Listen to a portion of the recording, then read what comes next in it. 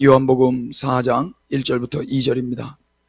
우리 성경책을 찾으셔서 우리 다 같이 그 자리에서 일어나셔서 하나님 말씀 읽겠습니다. 여러분, 비말이 튀어도 상관없는 공간에 계시니 우리 목소리를 높이셔서 하나님 말씀 읽겠습니다. 예수께서 시작. 예수께서 제자를 삼고 세례를 베푸시는 것이 요한보다 많다 하는 말을 바리새인들이 들은 줄을 주께서 아신지라. 예수께서 친히 세례를 베푸신 것이 아니요 제자들이 베푼 것이라. 아멘. 자리에 앉겠습니다.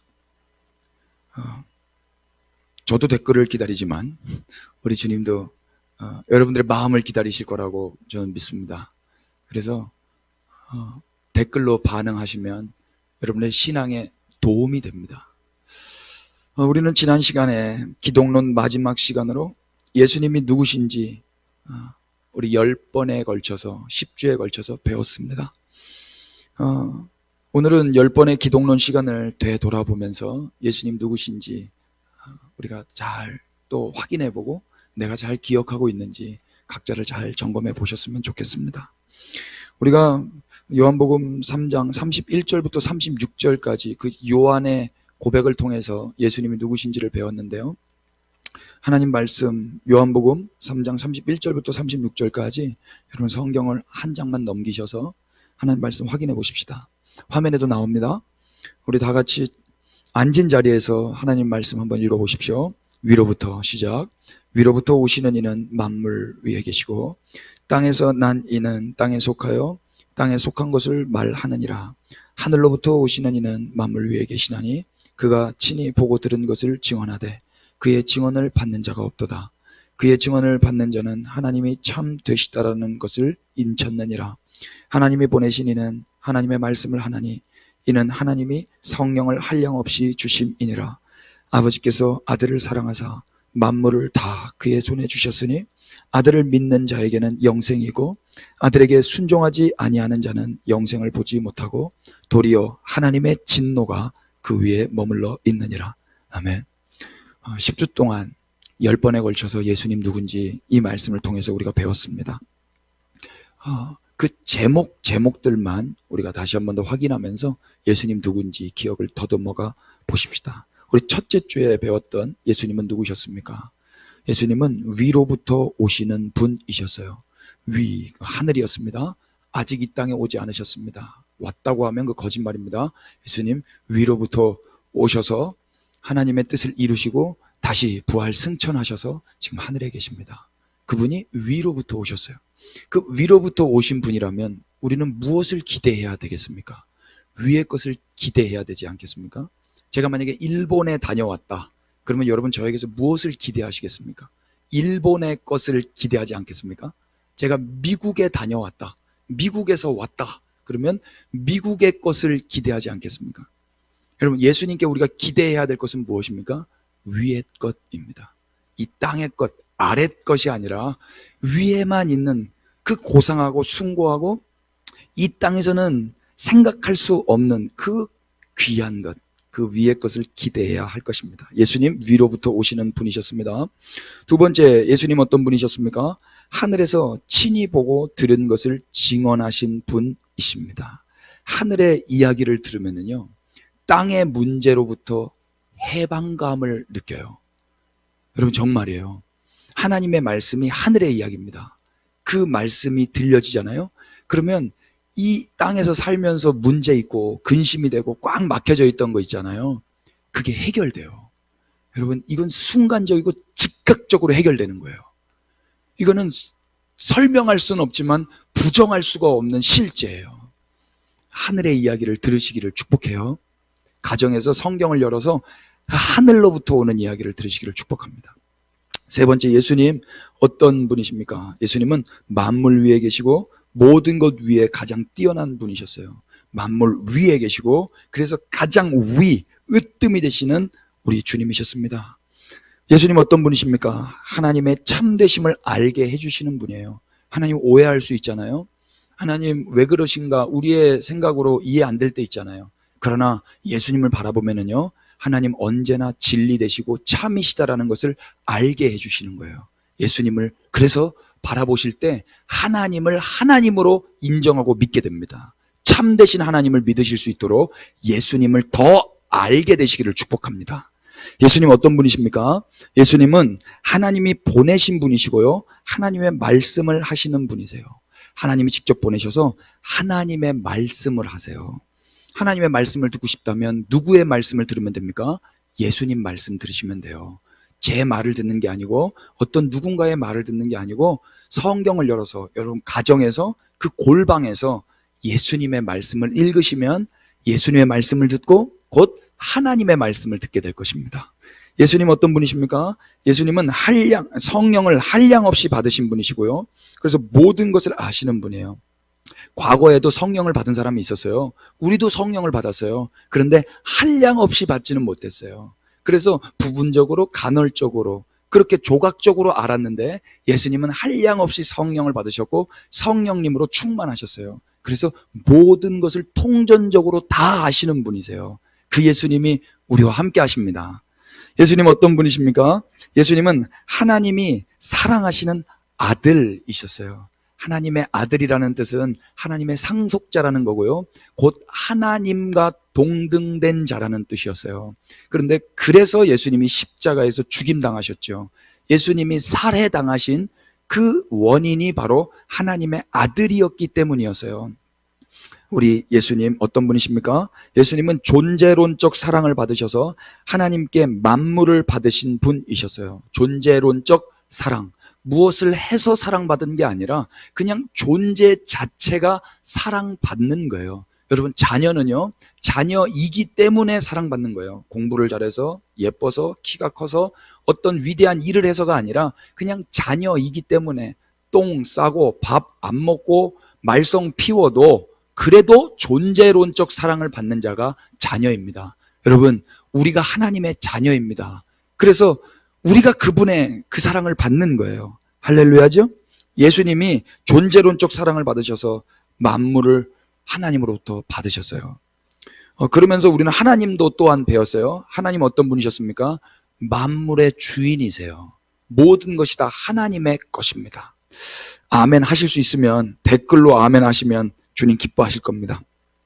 예수님 어떤 분이십니까? 우리 안에 계셔서 만물을 통치하시는 분이세요. 예수님이요, 열방의 통치자인데 우리 안에 들어와 사세요. 그래서 골방에 있다 할지라도요, 그 열방의 통치자와 함께 있다면 골방이 절대로 좁은 곳이 아니에요. 꽉 막힌 곳이 아니에요. 사방이 막힌 것처럼 보이지만요, 하늘이 뚫려 있어요. 여러분, 주님이 우리 안에 들어와 사세요. 우리가 그렇게 귀한 존재예요. 귀한 존재여서 들어오신 게 아니라 주님이 들어오셔서 귀한 존재가 된 것입니다. 여러분, 이 믿음 가지고 당당하게 사시기를 축복합니다. 주님이 우리 안에 들어와서 만물을 통치하세요. 그래서 우리에게는요, 그 능력이 있어요. 만물을 통치할 수 있는 능력이 있어요. 그 능력이요, 기도를 통해서 나타나요. 선포를 통해서 나타나요. 우리에게는 아무 능력 없지만 우리 안에 들어와 사시는 그 주님이 우리를 통해서 기도하게 하세요. 그래서 주의 뜻을 이루게 하세요. 땅의 것을 구하는 것이 아니라 하늘의 것을 구하도록 그분이 기도하게 하세요. 그래서 만물을 통치하게 하시는 거예요. 우리가 그런 존재입니다. 할렐루야. 자존감이 좀 높아지시지 않습니까? 예수님 어떤 분이십니까? 끝으로 우리가 지난 시간에 배웠습니다. 예수님은 구원의 유일한 길이십니다. 아멘 합시다. 예수 그리스도 외에는 다른 구원받을 길이 없어요. 예수님을 믿는 거예요. 자, 근데 오해는 마셔야 됐었어요. 우리의 믿음으로 구원받는 게 아니라 예수님이 하나님의 말씀에 순복하신 그 신실하신 순종, 예수님의 그 헌신적인 십자가의 삶, 그 예수님의 피스티오, 예수님의 그 믿음이, 예수님의 그 충성이, 예수님의 그 순종이, 아버지를 향한 그 열심이 이미 우리 가운데 구원의 길을 여셨어요. 그리고 우리에게 초청하세요. 나를 믿어라. 이렇게. 그래서 우리가 구원받는 길은 예수님의 신실하심 때문이었고, 그런데 그 예수님을 향하여 우리는 반응해야 돼요. 무엇으로? 믿음으로. 그래서 우리의 믿음도 중요한 거예요. 그런데 우리의 믿음이 절대적일 수는 없어요. 절대적인 게 아니라 절대적인 필요의 결과였어요. 하나님이 우리의 믿음이 절대적으로 필요해서 믿음을 강요하시는 것이 아니라 우리의 믿음을 필요로 하시기 때문에, 우리의 믿음을 필요하시기로 결정하셨기 때문에 우리에게 믿음으로 반응하기를 원해 하시는 거예요. 그러니 여러분, 주님이 행하신 일을 믿으실 수 있기를 축복합니다. 믿음으로 선포하시기를 축복합니다. 아직 안 믿어진다 할지라도 하나님께서 은혜 주셔서 믿게 되는, 믿어지게 되는 역사가 있으시기를 축복합니다. 그리고 또 예수님 어떤 분이셨습니까? 심판의 기준이 되는 분이셨어요. 하나님께서 만물 가운데 하나님을 다 보이셨다 그랬어요. 로마서 말씀 기억나세요? 보이셨으니, 보이셨으니, 보이셨으니. 심지어 보이지 않는 하나님마저 보이도록 보여주셨어요. 그분이 바로 예수님이셨습니다. 그래서 그 예수님 믿지 않으면 심판의 날에 핑계하지 못하게 하셨습니다. 아직 은혜의 때입니다. 아직 우리가 주님을 믿을 수 있고 주의 음성을 들을 수 있습니다. 아직 은혜의 때예요. 여러분, 낭망하지 마십시오. 예배당에 못 모인다고 혹시 낭망하셨습니까? 아니에요. 하나님 더 좋은 것 주세요. 저희 집은 하나님 은혜 가운데 가정 예배를 9월 첫째 날부터 시작했습니다. 부끄럽지만 그전에는 가정 예배 잘 못 드렸습니다. 근데 과거 30년 전만 해도요, 대한민국에서는요, 가정 예배가 일반적이었어요. 시간 맞춰서 가정 예배 드렸어요. 할머니, 할아버지들이요, 글씨도 모르는 손자, 손녀들 데리고 앉혀가지고 성경 읽으라고 꼬집었어요. 허벅지 꼬집으면서 졸지 말라고 하면서 가정 예배 드렸던 게 대한민국이에요, 여러분. 아무리 바빠도 가정 예배 드렸습니다. 그런데 너무 바빠졌어요. 예배당은 커졌고 더 좋은 공간 안에서 예배는 드렸는데, 화려한 조명 안에서, 화려한 사운드 안에서 예배는 드렸는데 가정 예배는 상실돼 버렸어요. 그런데 우리가 이 화려한 공간, 좋은 공간에서 모이지 못하잖아요. 그런데 하나님께서요, 그 골방, 누추할 수 있고 협소한 그 가정의 예배를 기다리고 계셔요.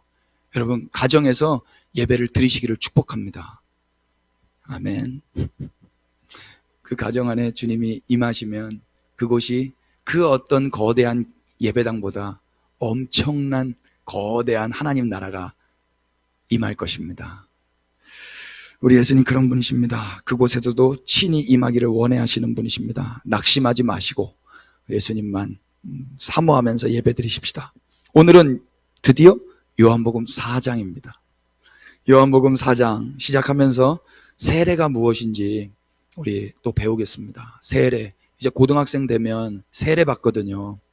그래서 세례 중요해요. 저는 세례 2번 받았어요. 훈련소에서 쪼꼬파이 준다니까 저 세례 받겠다고 해가지고 세례도 받았고, 또 아무것도 모를 때 어릴 적에 유아 세례 받았기 때문에 그건 기억도 안 나요. 그래서 입교라는 거 했습니다. 입교. 그래서 나이가 돼서 그냥 그렇게 남들 다 하니까 저도 그렇게 줄 서서 그냥 아멘 하라니까 아멘 하고 저도 그렇게 받았습니다. 또 한 번 세례를 받을 기회가 있다면 저는 그렇게 안 받고 싶어요. 그래서 더 신중하게 세례가 무엇인지 어릴 적에 좀 알았다라면 좋았을 텐데 하는 아쉬움이 있습니다. 오늘 이 말씀을 통해서 세례가 뭔지, 그리고 여러분 이제 세례를 받을 시즌이 되셨는데 그 시즌 때문에 세례를 받는 것이 아니라 참된 세례의 의미를 알고 진지하게 고민하며 하나님 앞에 그렇게 반응하는 세례 받으실 수 있게 되기를 예수님의 이름으로 축복합니다. 말씀 한번 다시 주목해 보십시오. 예수께서, 요한복음 4장 1절 2절입니다. 예수께서, 시작. 예수께서 제자를 삼고 세례를 베푸시는 것이 요한보다 많다 하는 말을 바리새인들이 들은 줄을 예수께서 아신지라. 예수께서 친히 세례를 베푸신 것이 아니요 제자들이 베푼 것이라. 아멘. 우리 파란색으로 진하게 표현된 거 혹시 보이시나요? 우리는 이 대목에서 거룩한 순서를 확인하게 돼요. 성경은 순서에도 은혜가 있어요. 순서가 정말 중요해요. 잘 보세요. 예수님께서 먼저 하신 일이 무엇인지 여러분 관찰하실 수 있겠습니까? 제자를 삼은 것이 먼저입니까? 세례를 베푼 것이 먼저입니까? 잘 보세요. 성경의 순서가 원어 성경에도 이렇게 순서가 되어 있습니다. 예수님은요, 세례를 먼저 베푸신 게 아니라 제자를 먼저 삼으셨어요. 제자를 삼고 세례를 베푸셨다. 이렇게 나오잖아요. 따라서 예수님께서는요, 먼저 제자를 삼으시고 그 다음에 나중에 세례를 베푸신 것으로 이해하는 것이 옳습니다. 이를 가리켜서 아더핑크 목사님은요, 그리스도를 믿는 자만이 세례받을 자격이 있다라고 말씀해요. 그러니까 나이가 돼서 시즌이 돼서 남들 다 하니까 세례 안 받으면 지옥 갈까봐 두려워서 세례 받는 게 아니라 그리스도 예수님을 믿는 자만이 세례 받을 자격이 있는 거예요. 우리가 지난주 배웠죠? 예수님 믿는 자, 그 예수님만이 구원의 길이시며 하나님이시며 그 진노와 심판과 구원의 그 기준이 되시는 예수님이라는 그분을 믿는 자만 이제 세례를 받을 자격이 있는 거예요. 자격이. 세례를 받는 것보다 제자가 되는 것이 그래서 우선되어야 할 것입니다. 예수님을 믿는 것이 세례 받는 것보다 우선되어야 할 것입니다. 예수님을 믿는 제자는 어떤 사람이었습니까? 우리가 예수님은 누구신가? 기독론 10주 이전에 배운 제자도에 대해서 여러분 기억하실 수 있겠습니까? 혹시 못하실까봐 제가 다시 정리해봤습니다. 제자는 어떤 사람이었습니까? 첫 번째, 제자는 예수님과 함께 가는 자였고요, 예수님과 함께 유하는 자였습니다. 예수님이 좁은 길 가도, 예수님이 불편한 데 가도 예수님과 함께 가는 자가 제자였습니다. 제자는 예수님을 대신해서 일을 하는 자예요. 이 시대에 예수님 안 보이죠? 그런데 예수님을 보이는 자들이 있어요. 그들이 바로 예수님 제자들입니다. 제자 어떤 사람이었어요? 죽기 직전까지 충성하는 자였습니다. 충성 기억나세요? 마음 심자가 어디에 있어요? 가운데 중자. 마음이 가운데 꽉 박혀서 예수님만 바라보는 자, 그게 제자였죠. 제자는 열등감과 소외감을 느끼지 않고요, 또 비교하지 않는 자였어요. 열등감, 이거는 감정이랬죠. 열등함과 열등감 다르다 그랬어요. 저는 머리카락 열등해요. 그러나 열등감에 빠지지 않아요. 왜 그렇습니까? 예수님이 저를 사랑하세요. 제자는 열등한 사람들이었어요. 그런데 열등감에 빠져서 시간 낭비하지 않았어요. 우울증에 빠지지 않았어요. 그러니까 여러분, 열등하더라도요, 그 약함이 강함되게 하시는 주님의 제자로 살아간다면 우리는 허송세월 보내지 않을 것입니다. 이 제자였어요. 제자 어떤 사람입니까? 하나님을 인정하는 자였어요. 하나님, 내 머리로 이해되지 않아도 하나님의 신실하심을 인정하고 그분을 믿는 자, 제자였습니다. 자신의 정체를 기억하는 자, 그리고 그것을 증언하는 자.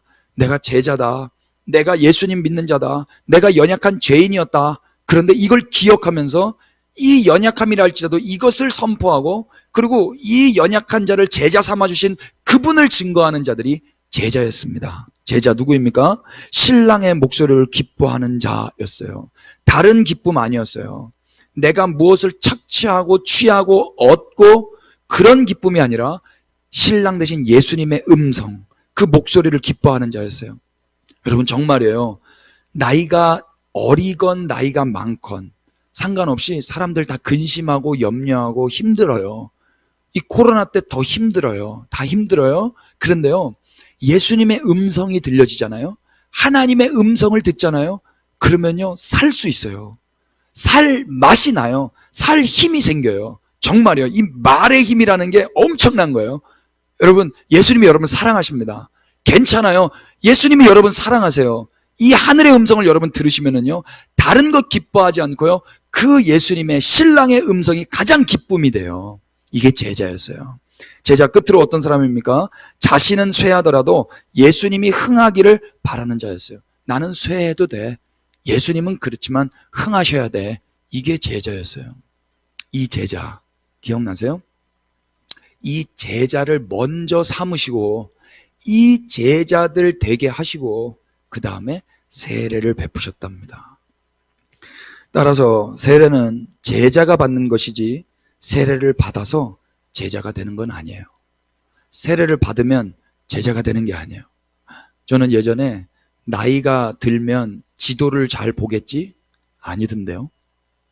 나이를 먹으면 어른스러워지겠지? 아니던데요.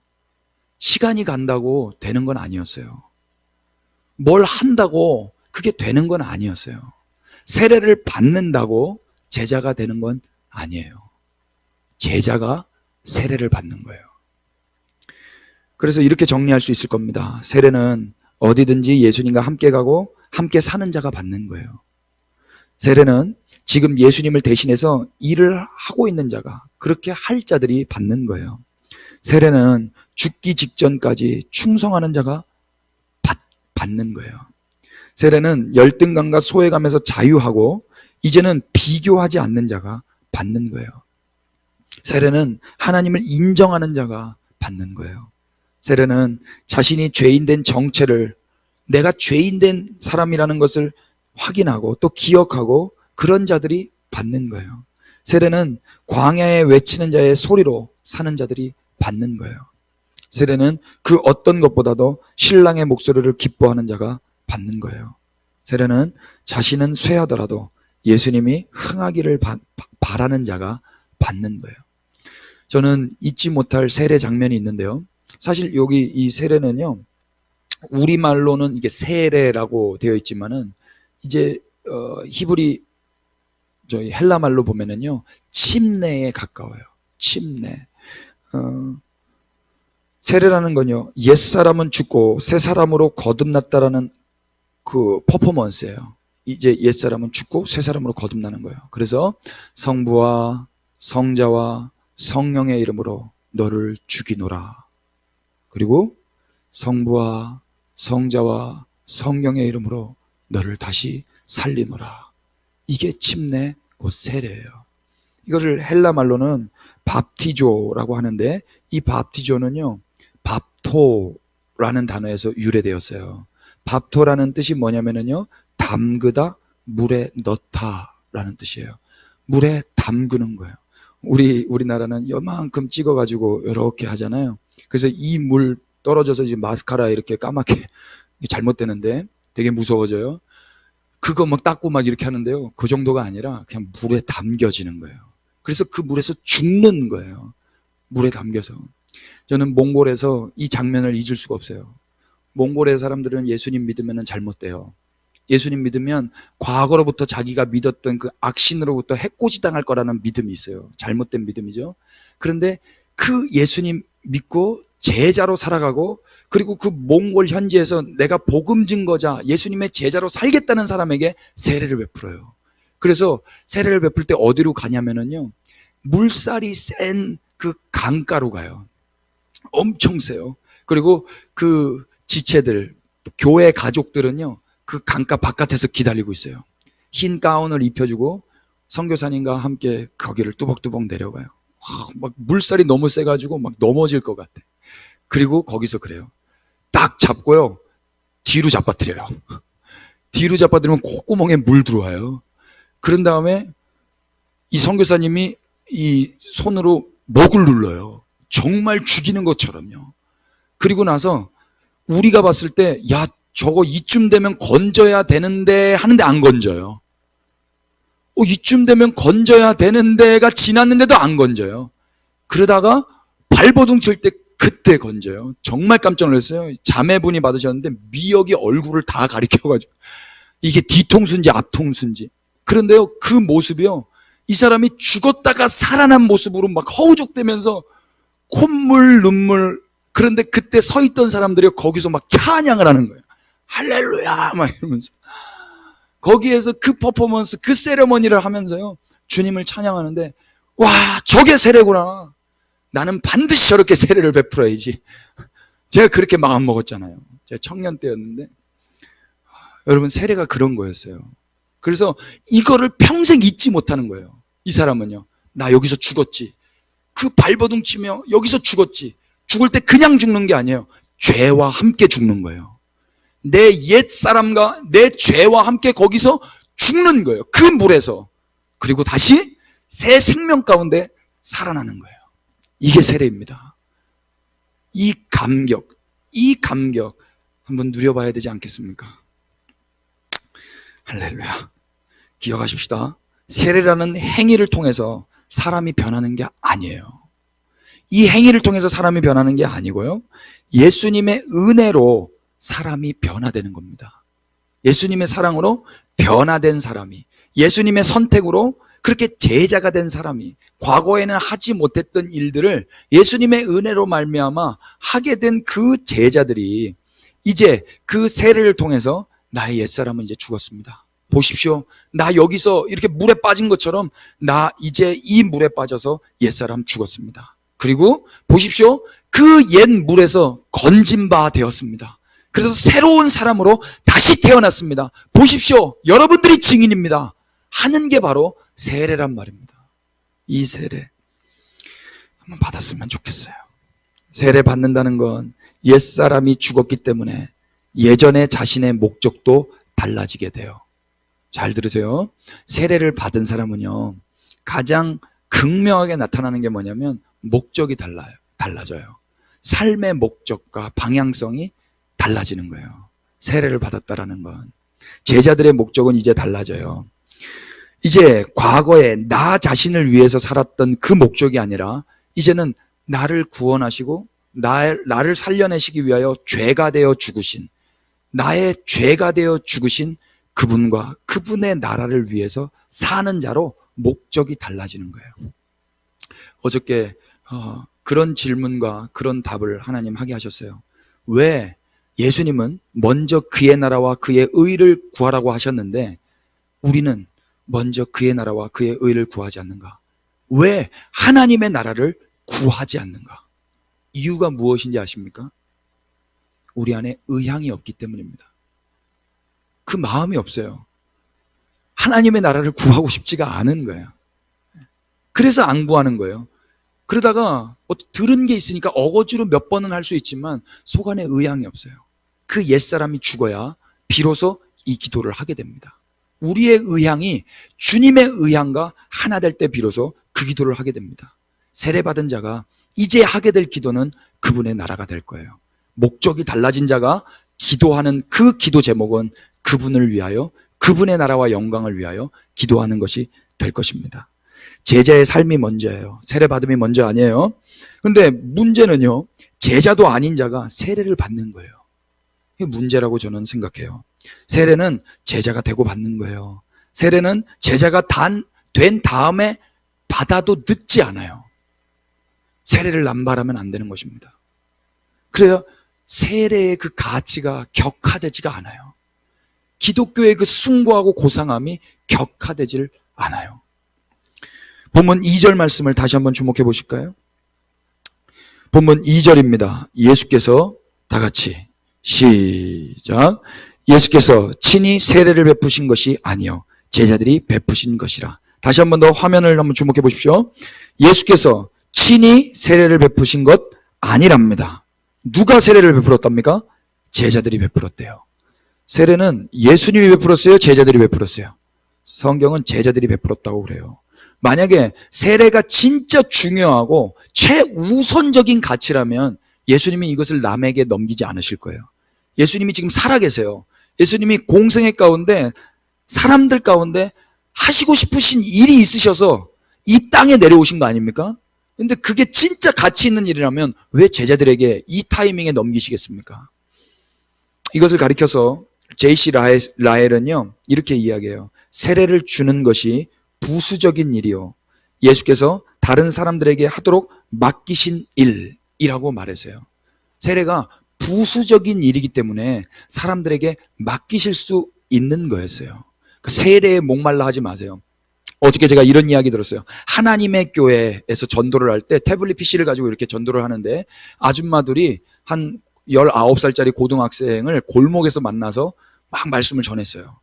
근데 이 친구가 순수하다 보니까 계속 듣는데 너무 배가 고파서 가야 될 것 같아요. 그러니까 밥을 주겠다라는 거예요.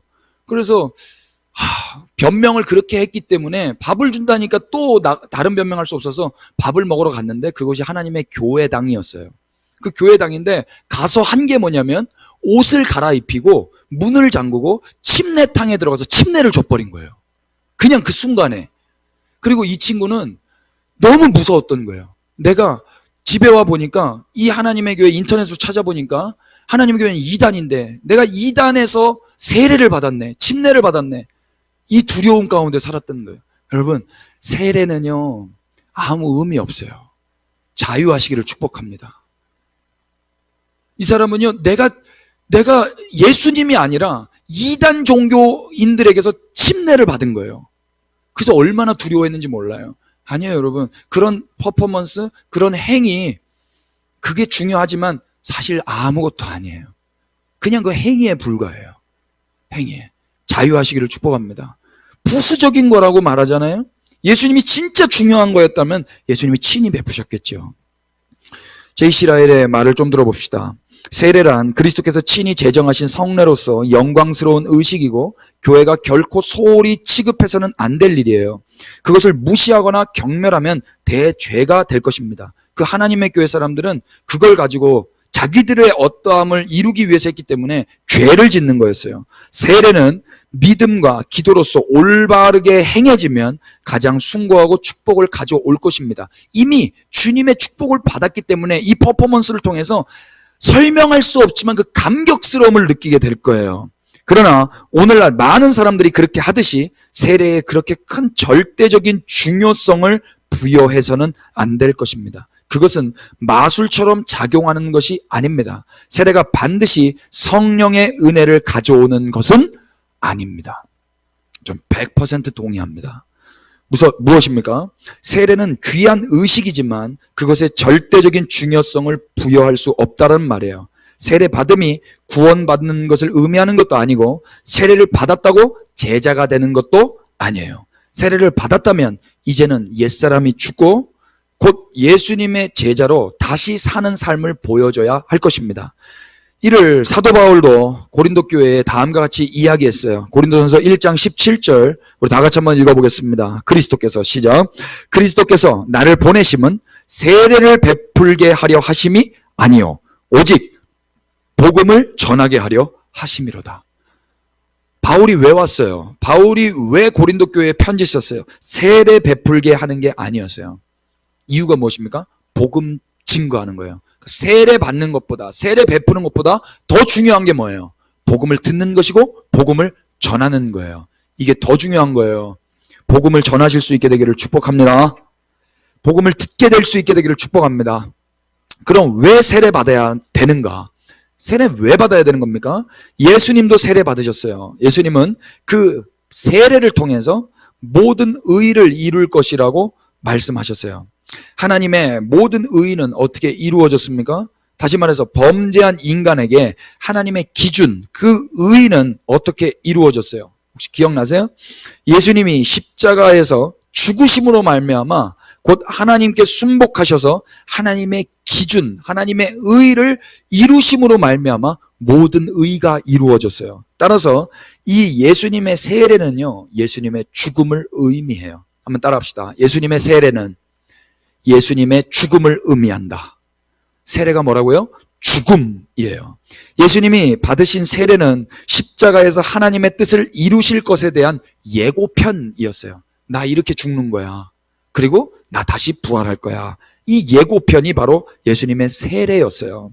십자가를 지시기 전 예수님은 이 땅에 사시면서 예수님 자신을 위해 살지 않았어요. 예수님의 존재 목적, 이 땅에 오신 목적이 무엇입니까? 예수님 왕 되려고, 예수님 잘 먹고 잘 살려고, 예수님 천하를 통치하려고 그랬으면 벌써 하셨어요. 근데 그게 아니었어요. 예수님은 자기를 위함이 아니라 하나님의 뜻을 이루신 거예요. 그래서 결과론적으로 왕이 되셨지만 왕이 되는 게 목적은 아니었어요. 종이 되는 게 목적이었는데 하나님이 그 종이 되게 목적 삼으신 예수님을 왕으로 삼으신 것입니다. 동일하게 그리스도인들도 이 땅에서는 종이 되는 게 목적이에요. 죽는 게 목적이에요. 그러나 주님께서 왕 되게 하실 것입니다. 할렐루야. 오직 예수님은 하나님 아버지의 뜻을 위해 사셨어요. 예수님의 존재 목적은 자기가 아니라 하나님과 이웃이었어요. 이스라엘 민족도 세례받았습니다. 이스라엘이 받은 세례는 뭐예요? 고린도 말씀 보시면은요, 성경은 그들을 가리켜서 그들의 출애굽, 이 역사적인 사건입니다. 이집트에서 탈출하는 그 출애굽을 가리켜서 세례라고 이야기해요. 옛날 노예로 살던 옛 습관에서 이제는 주님이 물을 통과하고 위로부터 하나님께서 임재하셔서 새로운 삶으로, 다시 말해서 주인, 곧 공급자가 달라지고 왕, 곧 통치자가 달라지고 아버지, 곧 보호자가 달라진, 다시 말해서 삶의 목적과 방향성이 달라진 그 새로운 삶을 살게 된 것, 이것이 세례받은 자들의 어떤 모습이었어요. 이스라엘에게 하나님이 기대하시는 게 바로 이거였단 말입니다. 따라서 세례보다 중요한 것은 달라진 제자의 삶이에요. 먼저 돼야 될 것은 달라진 제자의 삶입니다. 여전히 인생을 사는 목적이 자기 자신이라면, 예배당에 나와서 예배드리는 목적이 자기 자신이라면, 열심히 기도하는 목적이 자기 자신이라면, 공부하는 목적이 자기 자신이라면, 저도 목사로 사는 목적이 나 자신이라면 우리는 예수님과 상관없는 사람이라고 말해도 틀리지 않습니다. 세례보다 중요한 건 우리의 목적이 달라진 제자의 삶이에요. 세례를 받았다면 이제 제자의 삶은 필연적입니다. 부활하신 예수님께서 제자들에게 하신 명령이 있어요. 마태복음 끝장에 나와요. 예수님은 모든 민족을 제자로 삼아 아들과 아버지와 성령의 이름으로 세례를 베풀라고 말씀하셨어요. 말씀 한번 읽어보실까요? 마태복음 28장 19절입니다. 그러므로 시작. 그러므로 너희는 가서 모든 민족을 제자로 삼아 아버지와 아들과 성령의 이름으로 세례를 베풀고. 아멘. 우리 예수님 한결같이 십자가 지시기 전이나 십자가 지시고 부활하신 후나 예수님은 한결같으셨습니다. 먼저는 제자를 삼는 거예요. 그리고 세례를 베푸는 거예요. 그때 그 세례는 이루 말로 형용할 수 없는 기쁨과 감격일 것입니다. 그런 세례 저는 여러분들이 받으실 수 있게 되기를 축복합니다. 온 가족이 잔치예요. 그 어떤 것보다 그 영혼이, 그 세례라는 것은 너가 제자구나, 예수님 제자구나. 그런데 환난과 핍박이 앞에 있지만, 예고된 환난이 있지만 두려워하지 말자. 주님이 우리와 함께 하신다. 세례 받았구나. 우리 이제 앞으로 이 제자의 삶 믿음 가지고 잘 걸어가자. 이 세례 저와 여러분 다시 매일매일 받으시면서 살아가셨으면 좋겠습니다. 말씀 마치겠습니다. 세례는 왜 받는 것입니까? 나이가 돼서입니까? 남들이 다 받기 때문입니까? 교회의 프로그램상 받아야 되니까 받아야 되는 것입니까? 그것도 아니라면 세례 받아야 구원 받을 것 같아서입니까? 아니에요. 만약 이런 이유라면 세례를 받는 바른 동기와 바른 목적은 아닙니다. 세례는 제자가 받아야 합니다. 세례는 죽음을 의미했어요. 이제 옛사람으로 살지 않고 하나님의 새 사람, 예수 그리스도 그분의 제자로 하나님의 의를 이루며 그분의 나라와 영광 위에 살겠다라는 공표, 공개적인 표시, 공개적인 선포입니다. 이 세례 언제가 될지는 모르지만 오늘이라도 예수님 제자로서 그렇게 예수님만을 생명 다해 사랑하며 살고 때가 되었을 때 세례 받음으로 많은 사람들에게 내가 제자라는 것을 보이실 수 있기를, 또 이번 한 주간 예수님의 제자로 잘 살아가실 수 있게 되기를 예수 그리스도의 이름으로 축복합니다. 세례를 받은 자는 세례 받은 자답게 제자처럼 살아가고, 아직 세례 받지 못한 자들은 먼저 제자답게 살아간 뒤에 세례 받는 그런 일들이 있기를 축복합니다. 찬양합시다.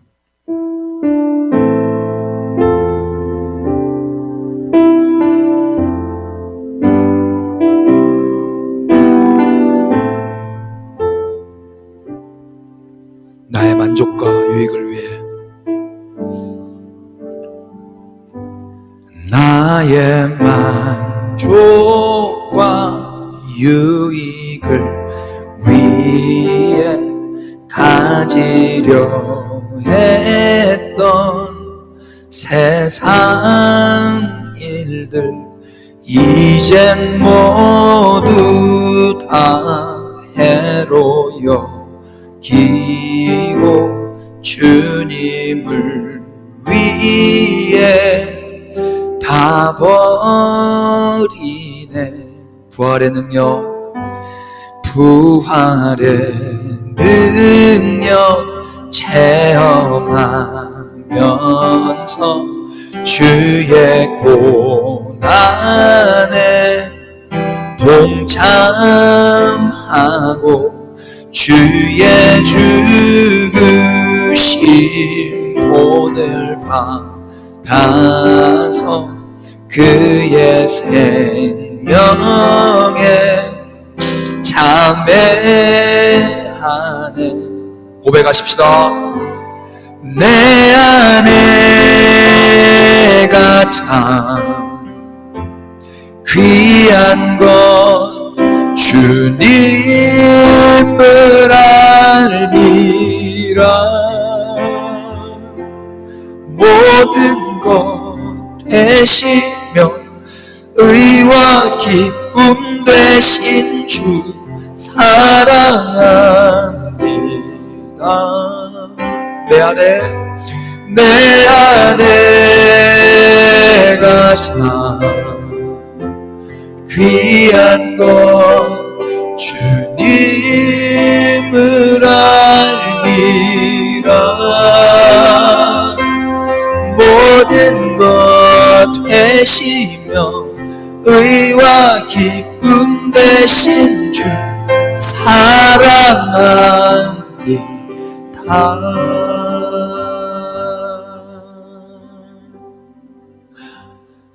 나의 주. 이 시간 예수님 사랑하시는 분들은 그 자리에 조용히 무릎을 꿇고 두 손 모으고 눈을 감으십시다. 예수님 사랑하시는 분들은 주님 앞에 그렇게 반응하십시다. 하나님, 이 시간 세례 베풀어 주옵소서. 그러나 이 세례 이전에 먼저 제자의 삶을 더욱 깊이 묵상하게 하여 주옵소서. 제자의 삶을 살아갈 수 있도록 우리를 은혜로 지켜보아하시는 그 주님을 경험한 뒤에 이제 세례받고 세례받은 자답게 제자답게 살아가는 역사가 있게 하여 주옵소서. 오늘 주님의 제자로 살아가기로 결정하는 우리 다음 세대 위에 하나님 은총 허락하실 줄로 믿습니다. 각 가정에서 주님의 제자로 살기로 결정하는 모든 이들 가운데 임재하여 주셔서 주님 세례 베풀어 주옵소서. 주 예수 그리스도의 은혜와 하나님 우리 아버지 끝없으신 사랑의 주심과 성령님의 친절하시고 따뜻하시고 우리를 제자 삼으셔서 우리를 이제 새로운 삶으로 인도하시는 그 역사가 오늘 제자로 살기로 결정하고 옛사람 죽고 새사람으로 사는 그 세례받음을 사모하는 우리 다음 세대들 위해 하나님의 몸된 모든 교회들 위해 지금부터 영원까지 함께 계실지어다. 아멘. 예, 주님 임재하여 주십시오. 우리 주님께 박수하겠습니다. 할렐루야. 지금 나가시지 말아주세요. 질문 드리겠습니다. 첫 번째 질문입니다. 제자 삼음과 세례 베품의 순서. 제자 삼음과 세례 베품, 세례 베품과 제자 삼음의 순서 무엇이 먼저였습니까? 지금 댓글 남겨주세요. 두 번째 질문입니다. 제자의 특징 7가지. 이건 댓글 남기지 마세요. 근데 잘 기억해 보세요. 세 번째, 사람들이 세례를 받으려 하는 이유가 있을 거예요. 왜 사람들은 세례를 받으려 할까요? 또 이단 종교인들은 왜 그렇게 세례를 주려고 애를 쓸까요?